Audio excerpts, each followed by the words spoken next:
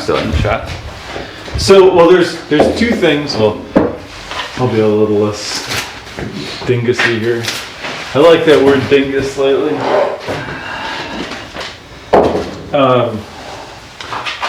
But no, there's two major things that I know, and I will note that there's a pile of people that love them. And even, well, hold on. And even the guy I sold mine to, he likes it for what it is. Mm-hmm. And I think this goes back to the fact that, like, I was oversold on what it was going to be. Because basically the guy that I followed with all this stuff, I had followed him for years on things of different bikes, and he found all these issues with them. And then when it was like came time for the GPX, it was like, oh yeah, there's like, you know, the hoses, and you go, all right, hoses, no big deal. But everything else was like, oh, this is, you know, on par with KTM stuff or Husky stuff. And then you get it and you're like, well, no, it's not. Yeah. Because you go through now and you read some of the threads, and it's like a guy has a brand new, the 4-stroke 250 liquid cooled one, and he had the same stuff. As soon as he went to pull the exhaust off to do, he was doing some wiring or something like that, he had the same thing I had, where all the threaded inserts were stripped just out. Pulling out. Yeah, and it was like, you can't say something is on par with something when it's nowhere near it. Oh crap, now I gotta think back to, we just lost camera because it's amateur hour here. I'm gonna eventually buy a proper video camera one day. One day. But yeah, I was talking about the threaded inserts unthreaded on me, and really it's no comparison. Quality control. It's a whole like question mark. Yep. And I get that there's a $5,000 or, you know, $4,000, whatever price difference between a KTM or whatever, but I look at some people that have commented on YouTube and they go, well, I bought this, you know, a 2005 YZ250, right? Yep. And the YZ250, that generation, was basically the same from 99 until 2019 when they did some body changes and whatever. And you go like, you can buy one of those in any of that range for, you know, $2,500. Yep. And you put $1,000 into it, and it's like, you can get any information you want, any aftermarket, anything and everything. And it's just tough to really like go like, do you go with the question marks of these? So, okay, GPX, how much new was yours? So the TSE 250 was 4,700 new. Okay. And then, so like my bike there, or the KTM equivalent, that's an 04. Yes, wait, 2014. 2014. That's so you got a 2014, but you bought that in what year? 2017 or 18? 18? Was it 8? 17. No, 16. Was it? I don't remember. 16, 17. It had to be somewhere around there because it wasn't like that old when you got it. But I got it for like $4,000. So are you choosing that for $4,000? Right. No. Or and that's basically what I looked at when I was looking at this stuff is I was like, oh, well, I can get this new GPX for the same price. So I'd be looking to buy like a used KTM 250 or 300. But now, with the headaches that you went through, there's no way. Okay, so you go like older. There's no way that the KTM carb would have been a knockoff. Yeah. There's no way. Yeah. Unless someone replaced it with something, and then even like parts and all that stuff, like WP forks. Yeah. Anybody will work on them. Work on them. You don't have the goofy stuff with that. There's just all those extra knowns that you have, and like way more information online. Yeah. And it's tough because it's like, I know GPX is a starting brand with the stuff, but how much was build quality an issue? Like, was that the main issue, or was this is not the bike for me? The issue was the quality of the stuff. So and I'll make it known, which I wasn't perfectly clear on with the review video, was that so I got the bike with low hours from a guy in Florida who I knew from Adventure Rider. I got it with low hours, and literally right after I got it, the rear brake master cylinder stopped working, so I couldn't build up rear brake pressure. Yep. The front brake was inconsistent, so I had to redo that. The rear brake, so the issue was that it was a Brembo body to fit on the Husky frame, but it had Nissan internals from a Honda. Okay. So I had to figure out what that was. And between all the little quirks here or there, I mean that's more so what the issue was for me is I don't want to be beta testing for somebody. I want something where it's like I don't have a free buy time the to parts screw around and make it work. if I need right. And it's one thing I get it. I've blown up bikes. I've broke things.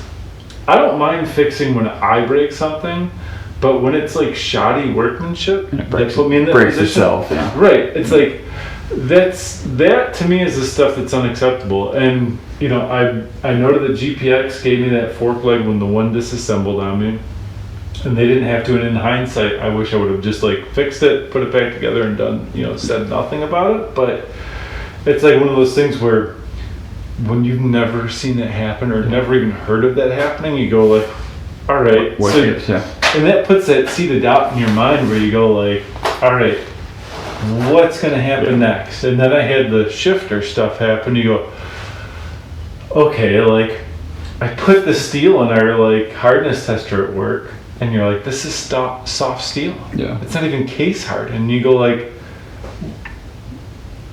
okay, what then else? Then you doubt the entire right. You doubt the entire thing, and you go And when you're cruising in the UP and your seat pops off, you go. That happens race situation. Well, to be fair, it happened to Dungy in Supercross. Yes, it did. This is true. And he had air shocks, but I get that everyone has mechanical failures. They're mechanical machines. There's stuff that's going to happen, but it's but that seat fell off more than once. I know. And right. I and that's the inserts, or that was. No, it just kept vibrating out. I should have Loctited it in, but then it's why am I having to Loctite a seat bolt that on no bike in my life have I ever had to Loctite seat bolts in? So it's the little things that add up and make you go all right, this used bike might be 5 years old or something like that, but any part I want to get for it, I can buy from 15 different online vendors and have it here in 2 days, or even Amazon. Not to plug Amazon because I know everyone thinks Amazon's the devil, but I love it. Oh, I know. It's too. That hitch hauler showed up convenient. It's just 2 days or whatever. So yep. So would you buy one again? No, and I get that there's a certain clientele for it. Yep. If you want to have something that has better suspension than a TTR 125 or 250 or whatever, and are okay with having to rely on an online community for service and support, stuff like that, that's perfect. And it's not I rely on people to do work on bikes for me. It's if something happens with my KTM, I'm going to fix it myself. Yeah. But it's just not worth it. The numbers don't work out. And this was even something I crunched with a guy on a thread on Adventure Rider who bought 2 Husky FE 250s, 4-strokes, the street legal ones, for him and his wife to race. And they paid $6,500 each. Yeah. And it's for a $2,000 difference, you're going to make the GPX resale, which I realize everyone says that they're going to keep a bike forever, but we know that that's not true. You basically have to assume that the resale on any Chinese bike is essentially at best 50% of what you pay for it. Yeah. At best. Yeah, that was a rough.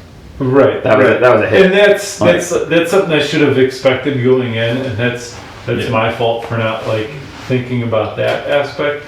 But I always try to put the resale out of my mind whenever I buy anything, because I'm that's not really a part of it. I'll use it for this amount of time, and it weighs out, but I look at Caleb's 450, and for what he paid for that, I can almost guarantee that he's going to get a good chunk of that out of it if he sells it right now. At worst, lose $500. Yeah, and you go like, all right, $500. Got a lot of writing. And if you ignore consumables, stuff like that, it's like that's got a lot of writing in because you're gonna have consumables on every bike. Right. So yeah. That's your hobby price. And that's what I did when I ended up just going like, all right, I'm just gonna buy another new bike. Yeah. Because I look back at what I spent on my first 350, and had I bought another 350 when I bought the GPX, I would have been money ahead by just buying the KTM in the first place. Yeah. Long term, yes, you spend more, but it's also still that you're going like, you know what you have over that time, and it's like, I still can't fork it over, but well, that's a not Dave Ramsey approved bike. I'll put it that way. You didn't have an envelope full of just a whole bunch of cash that you could say, "This is my bike money." No. No, but it's basically free money for financing experts out there. There you go. 0.9% or something. And before I went with this, I swore off because my first 350, I financed that one because I'm like, I don't want to shell out that much money because it was $8,500 when I bought that, and I was like, I don't want to do that again. And then it's like after dealing with the crap of the GPX, I was like, all right, I just shelled out all this money out of pocket to buy this, and now I'm sitting here with half of that. Yeah. After a year and a half, and you go like, well, this was stupid. Yeah. So do you really think though, I understand. We talked about this last time. Like that bike is the cat's meow. It's a great bike, but like that bike at half-ish the price. And then you've got all the money like if you're willing to spend that much money on a bike, buying a used one and having all the money to put into it, to work on it, to whatever. So buying the used one? Yeah, so that would be with the caveat of finding something like Caleb did with his. Where it's like super low miles, low price, and basically you're taking advantage of someone's like crappy situation. That's what I looked around for stuff before I bought this because I knew 2017 to 2019 was essentially the same bike. Yeah. So I was like, I'll try to find something, but everything I found was in the same price range or close to buying new. Yeah. So it was like for a $500 to $1,000 difference, it's like, and then used, you're basically essentially having to shell out all out of pocket. Yeah. And then it's like, well, do I want to do that versus, the other financing options, you weigh all that stuff and, now in hindsight, would I likely see myself using this thing more as, I probably would have, I guess, looked harder at the alternatives, like a YZ250 FX. Okay. And that's not to say like I'm disappointed in this thing anyway. But just what you're gonna use it for. But there's that part of me that hates. Part of why I didn't want to get one of these in the first place was I didn't want to have the same bike again. Yeah. Because for some reason, anything I do, I never want to do the same thing again because it's like. Oh, I've noticed. Even as good as it is, I'm like. You bought a Chinese bike. Right. I'm not gonna do it again, And my wife reminds me of that way too much. And I told you not to sell the one, Get what you like. Yeah. And that's why, part of why though I went with this was because she was like, that it's going to be good. Yeah. Don't save $1,000 with going with a Honda 450L because you're going to find like some sort of issue. There's going to be something. And now, but to be fair, there's issues that I have with this. Yeah. But they're like things where you can go like, I can either deal with it. It's not like hindering the ride. Yeah. They're like minor tweaks to personalize it, right? Yeah. Which every single bike is going to have. Every single bike is going to have that stuff. So that's, that. I mean, except that one. The Husky. the Husky. the legit Husky. Well, until you go like feel how wide your Husky is compared to this. Yeah, I mean, even looking at it right now, I can tell like that thing is just it's insane. super narrow. Like but when they narrowed that up, yeah, they also raised up the foot pegs like half an inch. Yeah. And so I want to drop mine. I want to drop these. I've never had that with a bike in my life where I'm like, oh, I got to drop the pegs, and every time I read people online going like, I need bar risers, I need this. You go like, do you? Yeah. Right. And then you go like, and then this is the first bike where I've been like, I couldn't comfortably stand for an 8-minute moto session. Yeah.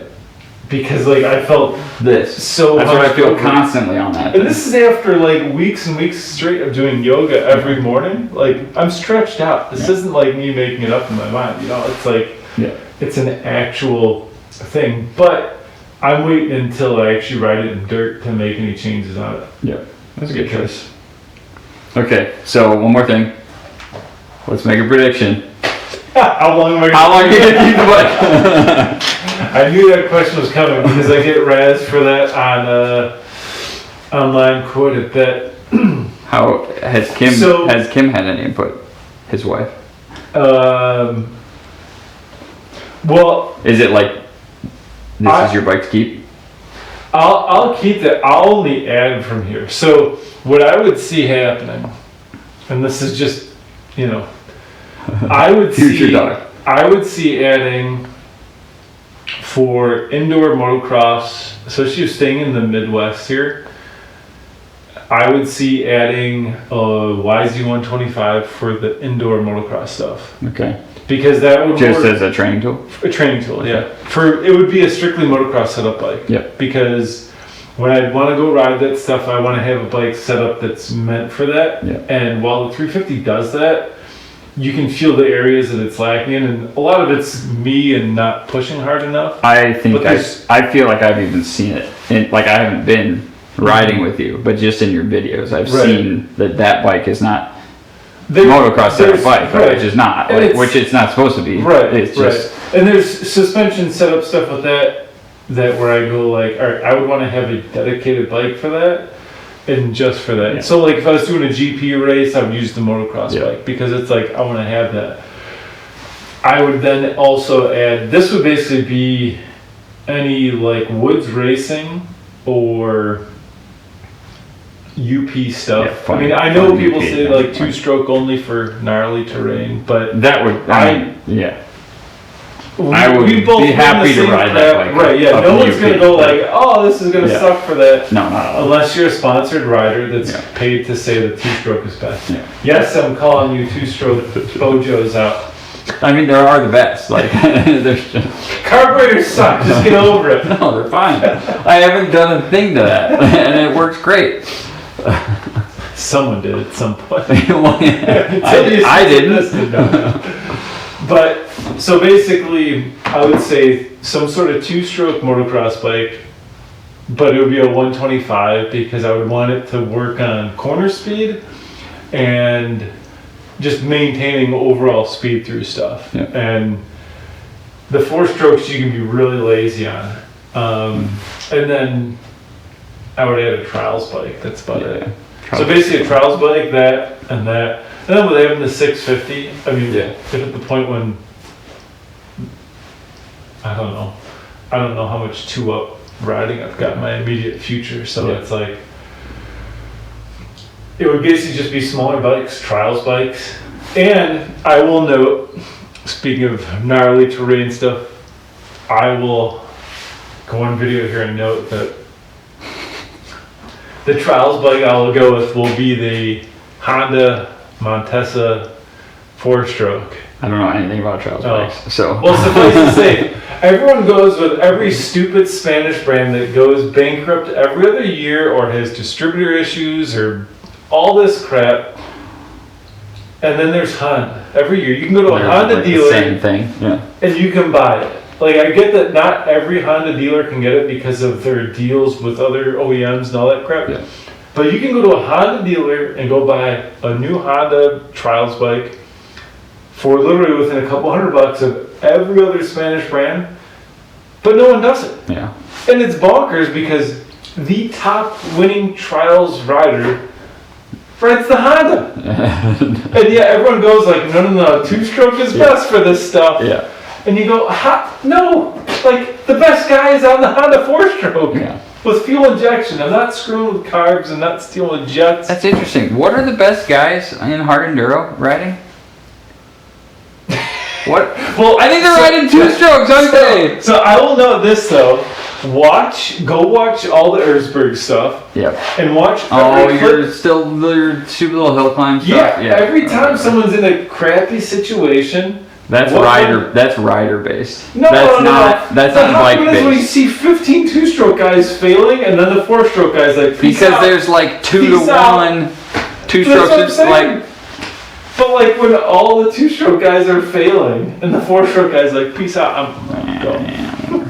Because they're super easy to ride and they're cheating. It is. No, they are. They're good. I like. But the funny thing is, like people say, like they can't do slow terrain well, and it's like, what do you mean? Like, if you're having a stalling issue, it's either a flywheel weight's too light, or your jetting or fuel injection tuning is like not right. If it's overheating, then again, like tune it so it's more rich, or have a fan on it. And I'm not going to suggest like some Canadian jalopies who suggest to run Evans coolant, which is pure snake oil. I think I know who you're talking about. All right. That's all I got. Anything else? I'm done with that. That's it. Hey, you got one of these too? I do. I got 2 of those. Oh, nice. Yeah. Wait, is this a little strap to keep it on there? Yeah.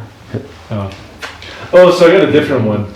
Mine has a bottle opener on it. Home Depot. Home Depot. Keys. Little clip. Yep. This is good for 75 pounds. Okay. Yeah. And they got these little guys too. Like I got these. Oh no, they're not on this one. But there's like little ones. And you can put like nice. key things on there. Yep.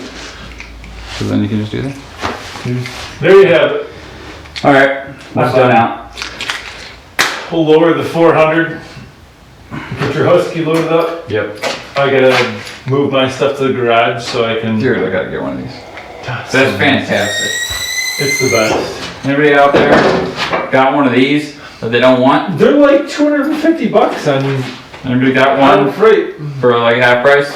A used one? Just ask him how much he spends on fly fishing parts or. Shut it. Yeah. I know that crap's not free. Yeah, it isn't. Alright. Alright. We're done. Moto, we're out.